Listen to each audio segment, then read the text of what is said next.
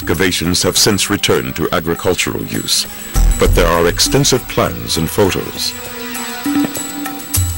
David Roll, a specialist in biblical and ancient history, examined, then reconstructed part of the site.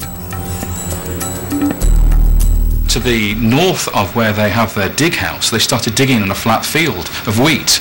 They didn't expect to find very much, but just under the surface they found these remarkable finds. A beautiful villa, which is the quality of a palace. In fact, it probably is a palace, but it's not of a king. It's not a palace of a king. Reconstructed, you can see how complex it is. There are various elements to it built at different times. It had 12 columns along its colonnade, and that's a significant number in the Bible.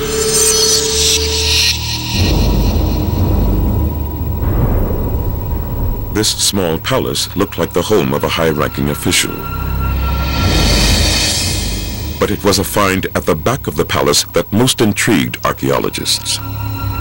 A tomb topped with a pyramid.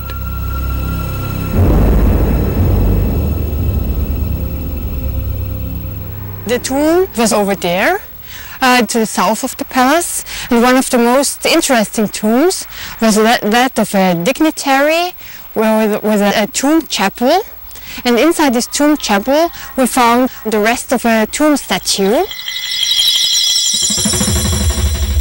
The statue had been vandalized, but when reassembled, it shocked the experts. This could not have been the statue of an Egyptian official. When we get it back to the museum and restore it, it looks like this. And you can see that the head's been completely smashed, the lower part of the head, and the eyes have been gouged out. The most important thing is this. It's an amazing haircut. We don't see anything like that in Egypt before this time. And the hair colour is bright red. This guy had flame red hair. The details were typical of Semitic people. Another little detail is the skin colour. Here we can see the forehead, and this here is yellow skin, and that's typical of what the Egyptians did to represent foreigners from the north, people with pale skin.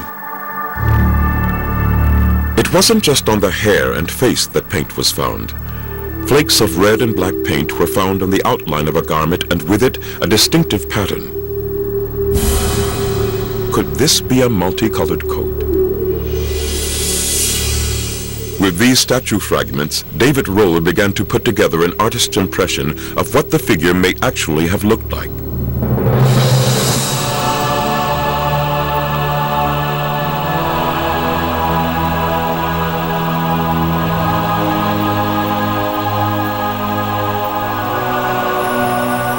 Could this be Joseph? The absence of a nameplate means there's no way of knowing, but for David Roll, there are no other contenders. We have no other example of something quite as extraordinary as this. We have no pyramid tomb for an official of state. We have no other palace for a private individual. These sort of things are things reserved for royalty, usually. So this is extraordinary. We have no other examples to compare it to. But if you're trying to imagine the rewards of somebody who gave such service to Egypt, who saved it from the famine, you would expect these type of things to be given. Most Egyptian tombs were stripped of treasures such as furniture, clothes, and jewelry. This tomb was no exception, but in this case, the bones were also taken away. If a plunderer had gone in there to wreck the tomb, he wouldn't have left the bones behind. He wouldn't have taken the bones away. Bones don't have any intrinsic value. So somebody's removed the body from this tomb. Now the story of Joseph is at the time of Exodus, when Moses takes the Israelites out of Egypt, he takes the coffin of Joseph with him, so he would have left an empty tomb. So here we have a guy with a multicoloured coat with an empty tomb. It's got to be Joseph.